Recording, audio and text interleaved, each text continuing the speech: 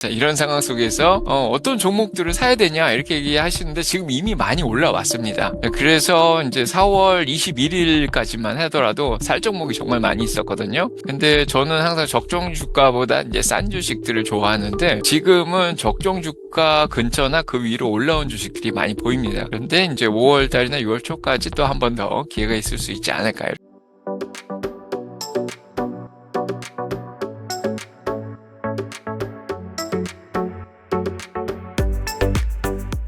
안녕하세요. 이주택 교수님, 간단하게 자기소개 부탁드립니다. 미국 투자 스토리의 방 교수고요. 자, 러커스 대학의 종신 교수로 있는 이주택 교수입니다. 최근 관세 이슈로 인한 미국 주식의 부정적 우려가 다소 완화되면서 주가 흐름이 나쁘지 않아 보이는데요. 미국 현지에서는 어떻게 시황을 보고 있나요? 일단은 지금 상황이 굉장히 안 좋죠. 네, 굉장히 불확실한 그런 상황입니다. 자, 그래서 트럼프 행정부의 관세 정책으로 인해서 시장이 많이 흔들렸던 그런 상황이고요. 지금은 4월 달에 이제 급격하게 하락을 했다가 조금은 회복을 하고 지금 6일 연속으로 S&P 500이 지금 상승하는 그런 상황입니다. 그래서 지난주에 테슬라랑 구글이 실적이 좀 잘 내고요. 자, 거기에다가 이번 주에 또 실적들이 잡혀 있는 상황입니다. 자, 그래서 마이크로소프트라든지 메타, 그 다음에 애플이라든지 아마존 대형주의 실적을 기다리면서 주시장이 조금은 지금 반등을 한 그런 상황인데요. 자, 일단은 거시경제적인 어떻게 보면 정치적 상황에서 조금은 벗어나서 지금 실적 기간으로 잠깐 피해 있다. 뭐 이렇게 보시면 될 것 같고요. 어떻게 보면 긴 어두운 터널을 좀 긴 거를 하나 또 지나왔습니다. 그래서 4월 2일 날 해방의 날이라 그러죠. 네, 그래서 자, 관세, 상호관세를 발표하면서 4월 7일 날 미국 S&P 500이 20% 이상 떨어지면서 어떻게 보면 침체 시장까지 들어갔었고요. 그 이후로도 한 4월 21일 뭐 한 2주 있다가 또 급격하게 하락을 하면서 거의 3주 동안 긴 터널을 지나왔습니다. 굉장히 힘들고 불확실하고 이제 침체 걱정도 있고 뭐 거기에다가 연준도 바로바로 금리를 내릴 생각이 없고 뭐 이러다 보니까 이제 너무 힘들었는데 그래도 이제 그런 것들이 조금 트럼프 행정부의 좀 완화 조치가 조금 나오고 거기에다가 이제 연준 의원들 중에서도 금리를 뭐 6월 달에는 좀 내릴 수 있겠다. 자, 이런 의견들이 좀 나오고요. 자, 그다음에 뭐 엔캐리가 이제 엔캐리 청산이 된다 그런 위협도 좀 있었는데 자, 엔화 가치가 조금 떨어지면서 자, 이런 공포감들이 조금은 사라졌습니다. 그래서 지금 S&P 500이 거의 4,800까지 내려왔다가 지금 5,500대까지 올라왔고요. 자, 오늘 5,528을 넘어가면서 마이너스 9.6% 정도로 조정 기간 내에서까지 지금 벗어나 있는 상황입니다. 그래서 자, 일단은 뭐 미국의 경제가 지금 좋다 그렇게 볼 수는 없고요. 그렇다고 또 침체에 들어갔다 이렇게 볼 수도 없습니다. 그래서 미국 경기로 보면은 이제 서서히 둔화는 되고 있는데 소비자들의 심리는 그렇게 또 좋은 상황은 또 아니죠. 네, 그래서 소비자들 미시간 소비자 심리 지수도 나와 있는 상황이고 오늘 컨퍼런스 보드에서 소비자 자신감 지수도 나왔는데 이런 것들을 보면은 소비자들은 관세로 인해서 자 본인들의 삶이 이제 크게 영향을 받을 거다. 자 이렇게 생각을 하고 있는 그런 상황입니다. 근데 실제 경제 지표로 보면 아직 침체 상황은 아니거든요. 근데 소비자들은 이미 미리 그런 것들을 감지하고 조금 느끼고 있는 그런 상황이라고 이렇게 볼 수가 있고요.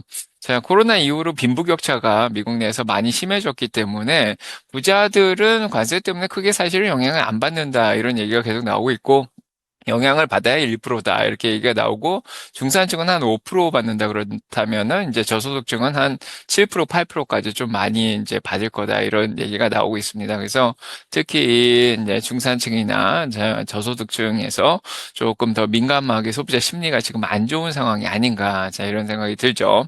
자, 그래서 아직까지는 침체도 안 오고, 아직까지도 관세가 이제 상호관세가 10%밖에 안 매겨져 있기 때문에, 이제 이게 이제 90일 정도 유예가 되면서 한 7월 8일까지는 좀 시간이 있거든요.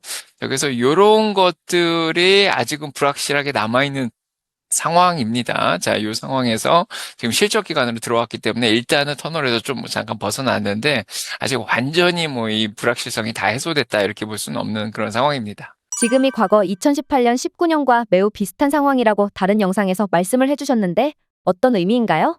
일단은 지금 시장의 주체들이 그때랑 굉장히 비슷합니다. 그래서 그때 대통령도 트럼프 대통령이었고, 그때 연준 의장도 제롬 파월 연준 의장이었고요. 그때도 금리를 2018년에 올리면서 이제 물가보다도 금리가 올라가는 실질 금리가 플러스로 된 상황이라서 시장이나 이 경제에 좀 영향을 많이 미치고 있던 그런 상황이었죠. 자, 거기에다가 이제 트럼프가 당선되고 중국에 대해서 알루미늄 관세 같은 것들을 올리면서 미중 간의 갈등 관계도 굉장히 높은 상태로 좀 갈등이 올라갔던 그런 상황이었습니다. 자, 여기에 대해서 트럼프 대통령이 제롬 파월한테 금리를 내리라고 계속해서 압력을 줬는데 이제 제롬 파월은 그때 금리를 바로 내리지 않았죠. 그래서 제롬 파월을 해고하겠다 막 이런 얘기도 그때 많이 했었고요.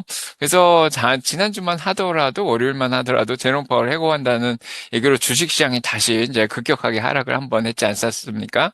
근데 이제 트럼프 대통령이 해고할 의도는 없었다 이렇게 말을 바꾸면서 이제 그 사태가 좀 진정이 됐는데 2018년 19년에도 거의 비슷한 상황이었습니다. 결국에는 제롬 파월 연준 의장이 압력을 못 이기고 이제 2019년 이제 후반기부터 금리를 내리기 시작하는데 네요. 자, 그때까지 제롬 파월은 해고를 당하진 않았고요.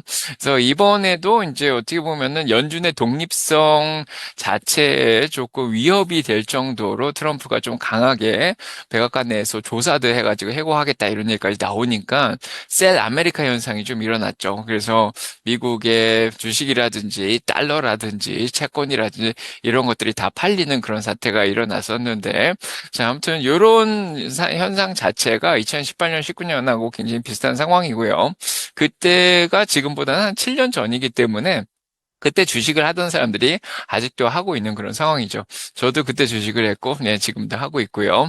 그래서 어떻게 보면은 시장의 전반적인 심리가 비슷하게 지금 흘러가고 있다. 그래서 국제 정치적, 국제 경제적, 이도 뭐 미국 주식 내에 어떤 대부분의 심리가 거의 비슷한 움직임을 보이고 있습니다. 그래서 그때도 자 이러한 이제 국제 정체적, 경제적, 이런 전반적인 불확실성 때문에 주식 시장이 10%에서 20% 사이에서 자 크게 하락을 했다가 올라오고 자 이런 현상이 있었습니다.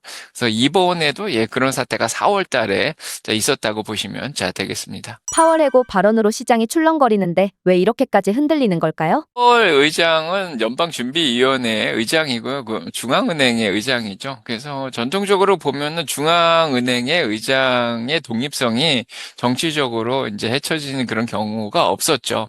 근데 그 독립성을 보장을 못하고 트럼프 대통령이 해고를 하겠다. 자 이렇게까지 얘기를 한 상황이고 이게 국회에서 의회에서 이제 승인을 받은 사람이기 때문에 법적으로 해고를 할 수 없는 그런 상황이죠. 그래서 어떻게 보면은 근본위제죠. 그래서 브레튼 우드 체제가 무너지면서 달러 중심 체제로 이제 닉슨 때부터 이제 바뀌어온 그런 상황인데 전 세계가 이 달러를 믿고 달러를 사고 미국의 국채를 믿고 미국의 국채를 사고 그래서 미국에 대한 좀 신뢰도를 가지고 미국 자산들을 사왔는데 미국의 연방준비위원회의 독립성 자체가 문제가 되면은 이게 정치적으로 이용될 가능성이 있으면은 굳이 다른 나라들이 미국의 국채나 미국의 달러를 살 이유가 없겠죠. 그래서 미국 주식도 팔고, 달러도 팔고, 그 다음에 미국 국채도 팔고, 자, 이런 현상이 동시에 일어나서, 전반적으로 시장에 혼란을 크게 가져왔었습니다. 예.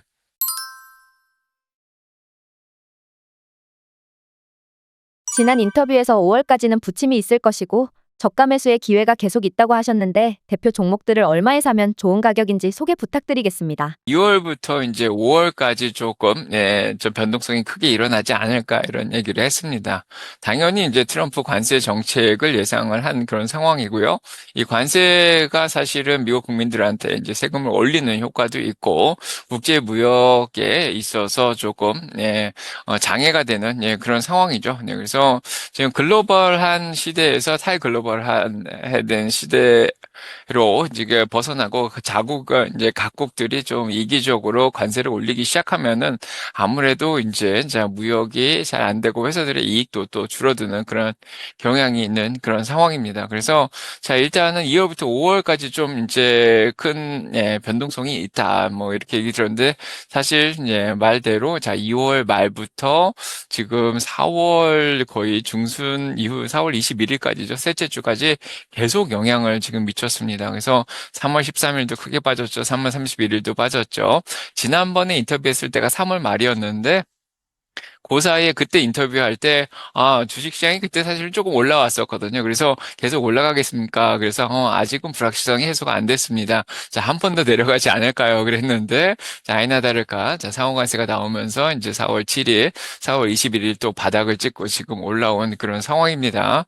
자, 그래서 어떻게 보면은 이런 변동성이 계속 남아 있을 수밖에 없는 상황이고요. 지금은 6일 연속 이제 상승을 하면서 조금 회복을 하긴 했지만은 아직은 이제 상호 간세 문제가 완전히 해결된 거는 아닙니다. 그래서 지금은 보시면은 아마도 실적 기간이 끝나는 5월이 되면은요. 5월은 이제 셀린 메이 기간이지 않습니까? 자, 저도 이제 학기가 끝나가지고 다음 주부터 이제 방학인데요. 자, 미국의 대학생들이나 자, 이제 많은 사람들이 자, 휴가를 내서 이제 5, 6, 7, 8 휴가를 많이 떠납니다. 그래서 보통 주식을 팔고 이제 떠나게 되는 거를 셀린 메이라 그러는데 이제 빅텍들이나 이제 큰 기업들이 실적을 잘 나온다고 해도 그게 이제 오래 가진 못하겠죠. 한 3, 4일 정도 갈 텐데. 자, 끝나면은 이제 5월 달부터는 중소형주도 실적 발표가 남아 있고요. 자, 그러다 보면 거시 경제의 영향을 계속 받을 것 같습니다. 자, 그래서 5월 달에 변동성이 좀 크게 일어날 것 같다. 뭐 이런 생각도 좀 들고요. 그러다가 이제 당장은 이제 자동차 관세라든지 여러 관세가 5월부터 이제 5월 3일부터 이제 실행이 되거든요. 그래서 그 영향도 봐야 되고요. 각국별로 자 오늘은 이제 어느 한 국가랑 협상이 끝났다 이런 얘기까지 좀 나오고 있는데 그런 협상들도 아마 이제 마무리가 되기 시작하는 게 5월 달일 것 같아요. 그래서 어떤 나라들은 관세를 좀 크게 맞을 수도 있고요. 어떤 나라들하고 이제 협상이 잘 돼서 관세를 적게 맞을 수도 있고 자, 이런 것들이 아직 불확실성이 남아 있기 때문에 자 5월 달은 뭐 크게 이렇게 뭐 좋다 나쁘다 이렇게 말할 수 있는 시기는 아닐 것 같습니다. 자 그러면은 이제 관세가 이제 발효되기 시작하면 특히 중국하고의 관세는 지금 해결이 전혀 안 된 상황이거든요. 그래서 지금 중국에 대해서 145% 관세를 매기고 있고 중국은 125% 관세를 매기고 있는데 이 관세 협상이 지금 진전이 안 되고 있습니다. 교착 상태입니다. 그래서 이번 주에는 대부분 일본이나 한국이나 인도 얘기를 계속 하고 있지 중국 얘기를 전혀 지금 양국 간에서 안 하고 있어요. 그럼 정말 5월 달에 관세가 매겨지기 시작하면은 지금 LA 쪽, 항구 쪽에서는 이제 선정물이 없어질 것이다. 그 다음에 사람들이 해고될 것이다. 그러면 결국 월마시든 타겟이든 갑판대는 제품들이 사라지게 될 거다. 자, 이런 얘기들도 지금 계속 많이 나오고 있어서 지금 5월 달이 지금 확실하지 않은 그런 상황이고요. 결국 연준도 아직까지는 금리 지금 관세를 통해서 물가가 어느 정도 올라올지 이거를 좀 두고 봐야 되기 때문에 5월 달에 당장 금리를 내릴 것 같지는 않고요. 어떻게 보면은 이제 6월 달나 6월 말쯤에 이제 연준 회의가 있을 때 FOMC 회의가 있을 때 그때 금리를 한번 자 내리지 않을까 이렇게 예상이 되고 있습니다. 그래서 5월하고 6월 초까지 약간 자 영향이 좀 있을 수 있다 이렇게 생각이 들고요. 그래서 서론이 좀 길었는데 자 이런 상황 속에서 어떤 종목들을 사야 되냐 이렇게 얘기하시는데 지금 이미 많이 올라왔습니다. 그래서 이제 4월 21일까지만 하더라도 살 종목이 정말 많이 있었거든요. 근데 저는 항상 적정 주가보다 이제 싼 주식들을 좋아하는데 지금은 적정 주가 근처나 그 위로 올라온 주식들이 많이 보입니다. 그래서 지금은 주식을 살 만한 게 많이 있진 않고요. 그래서 만약에 애플은 적정 주가가 210불이다 그러는데 애플이 지금 210불까지 올라와 있고요. 아마존은 200불이 적정 주가인데 이제 한 185불 정도까지 올라왔으니까 아직은 조금 덜 올랐고 구글은 한 170불 이렇게 보고 뭐 메타는 한 600불까지는 볼 수 있는데 지금 한 550불 정도 되니까 조금 더 올라갈 여력들은 조금씩 있습니다. 마이크로소프트도 한 400불 정도 보고 있고요. 자, 그래서 조금 더 올라갈 여력이 있어서 아마 이번 주에 이제 4월 말에 실적 발표가 수요일, 목요일, 금요일 나면은 그 정도를 채워서 올라가기 때문에 지금은 약간은 좀 늦지 않았나 제가 이런 생각이 들고요. 네, 테슬라 같은 경우에도 지금 적정 주가보다 좀 많이 올라온 상황이라서 네, 지금은 뭐 특별히 뭐 싸다 이런 주식들은 안 보입니다. 그런데 이제 아마도 이제 5월 달이나 6월 초까지 또 한 번 더 기회가 있을 수 있지 않을까 이렇게 생각이 듭니다. 5월, 6월 변동성에 있어서 중국 관세가 핵심 문제인 걸까요? 예, 지금 가장 큰 문제가 사실은 다른 나라들보다도, 자, 다른 나라들은 러트닉 상무부 장관이 지금 협상할 정도로 그게 큰 이슈는 아닌데, 지금 가장 큰 이슈는 중국과의 관세 문제이기 때문에, 요거는 이제 베센트 재무부 장관이 담당을 하고 있다고 그렇게 얘기가 나오고 있습니다.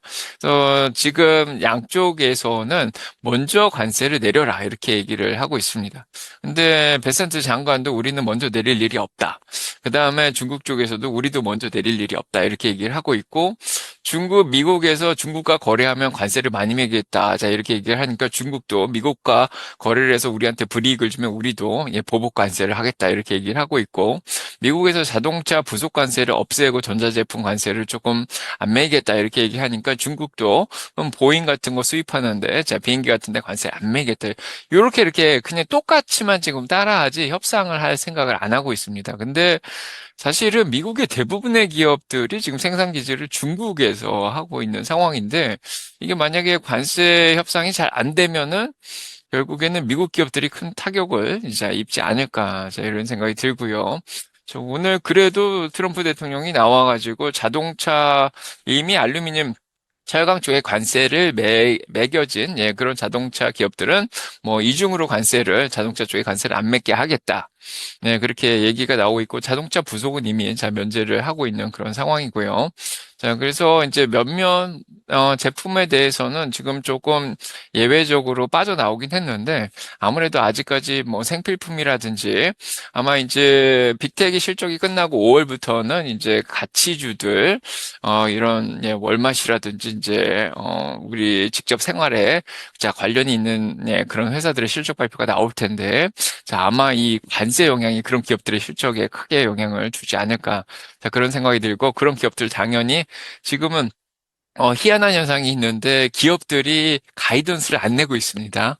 네, 그래서 관세 때문에 본인들도 어떻게 수익을 내야 되는지 좀 불확실하다 이렇게 얘기를 하니까 우리 가이던스를 못 내겠다. 자, 이렇게 얘기하는 기업이 자, 오늘도 자, 나온 상황이고요. 자, 오늘 GM에서 그렇게 얘기를 했고 뭐 인텔도 그렇게 얘기를 했고요.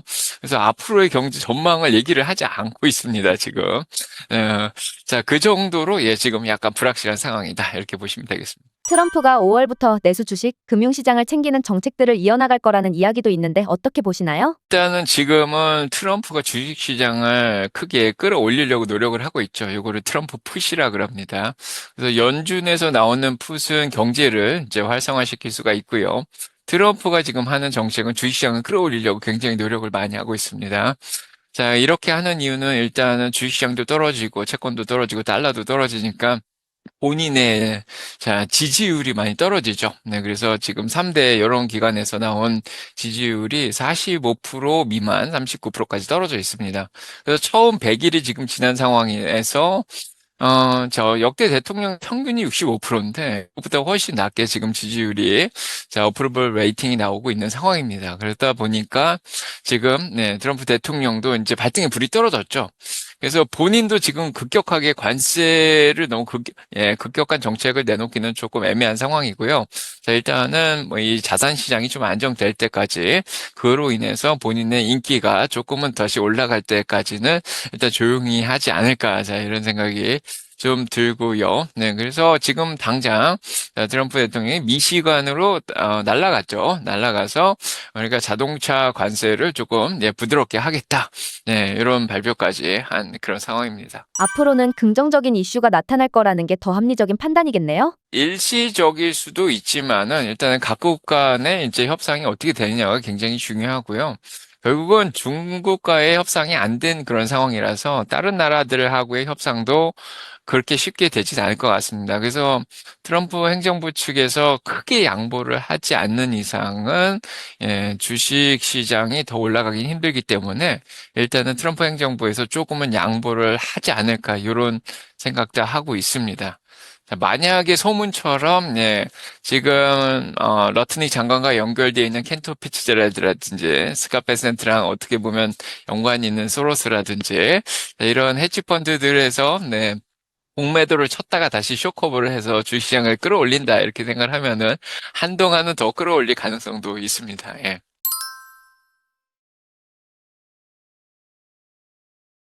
최근 일론 머스크가 트럼프 행정부에서 쫓겨난다는 소문이 있습니다. 테슬라 주가에 어떤 영향이 있을까요? 일론 머스크가 쫓겨난 거는 아니고요. 이제 어떻게 보면은 이제 조금 해야 할 일을 다 했다. 자, 이런 생각이 듭니다. 자, 원래는 1년 정도 있기로 했었는데 이제 다음 달이면은 제 다치에서 정부 효율성위원회에서 일을 조금 줄여가지고 일주일에 하루 이틀만 하고요. 자, 다음 달 말이면 돌아온다. 자, 이렇게 얘기가 나오고 있습니다.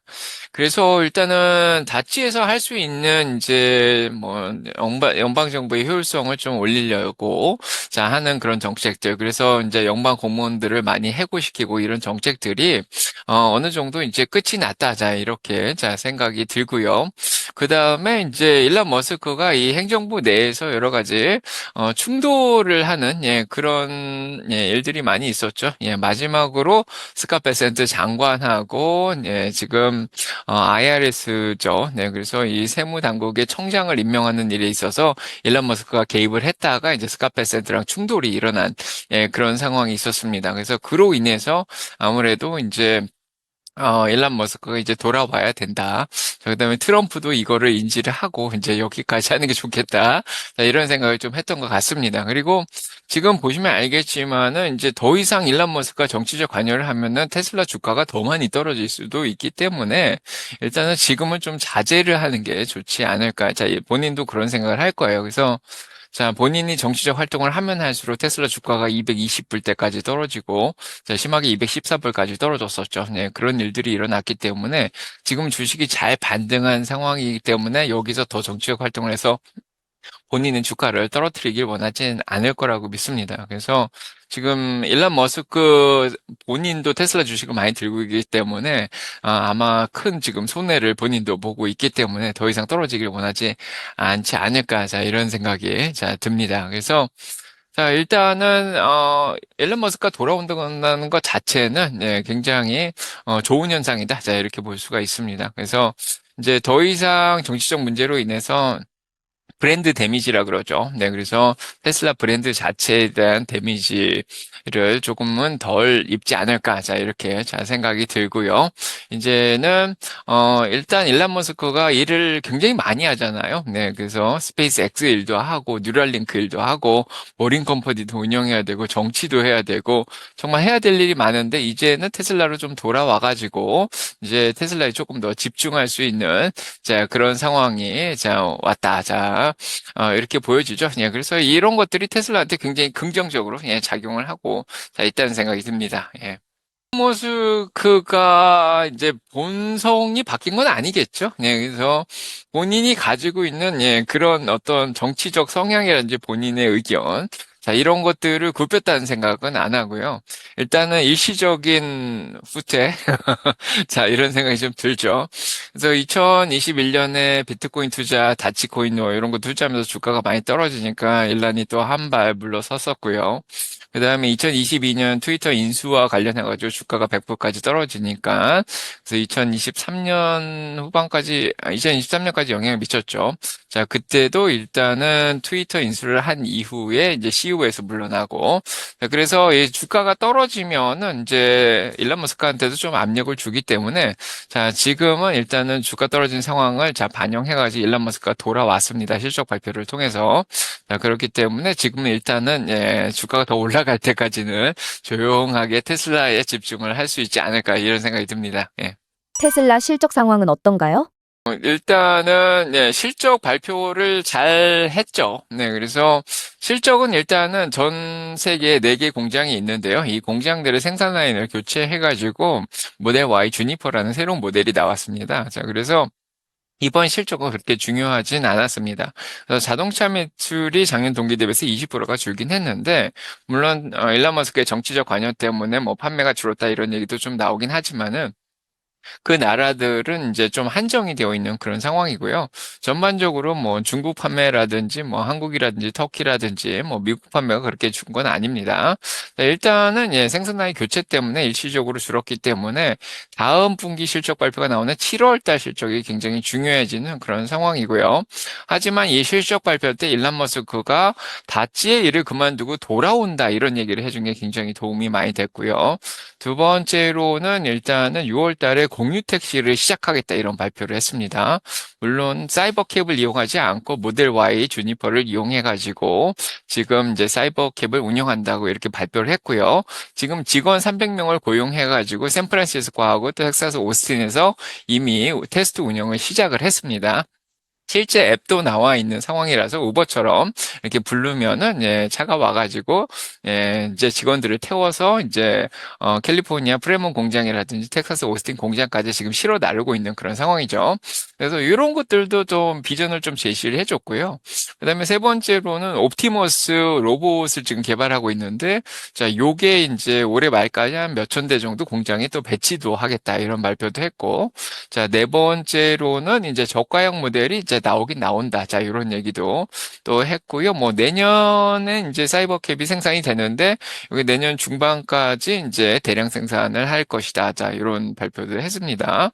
자, 이런 얘기도 했고 이제 다섯 번째로는 세미 트럭이 이제 나온다고 얘기를 하죠. 그래서 세미트럭의 지금 네바다 공장이 거의 완성이 됐습니다. 그래서 세미트럭 생산이 이제 시작되기 될 것 같고요. 올해 말이면. 그 다음에 내년부터는 5만 대씩 이제 생산이 이제 된다. 자, 이렇게 또 발표가 난 상황입니다.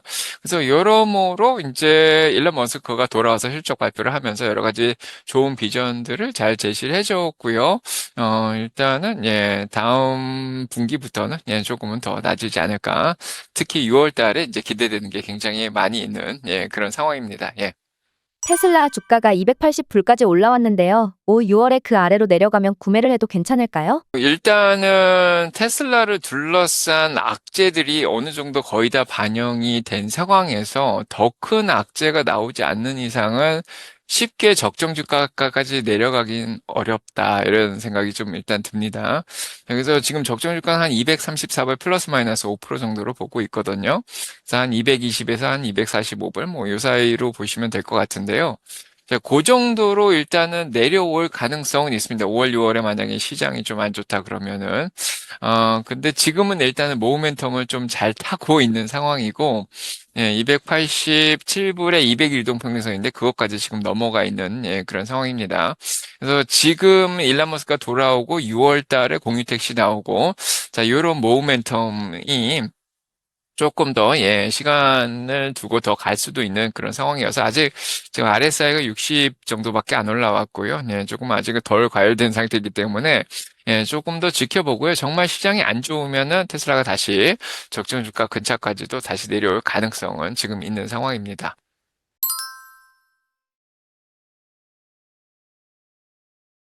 올해 안에 테슬라 주가가 어디까지 올라갈 수 있을까요? 일단은 뭐 여러 가지 호재들을 일단 다 반영을 하고 있는 그런 상황이죠. 네, 그래서 자, 아까도 얘기 드렸듯이 공유택시도 나오고 옵티머스도 이제 나오고 그다음에 세미트럭도 나오고 저가형 모델도 나오고 이제 이런 다양한 것들이 있는데요.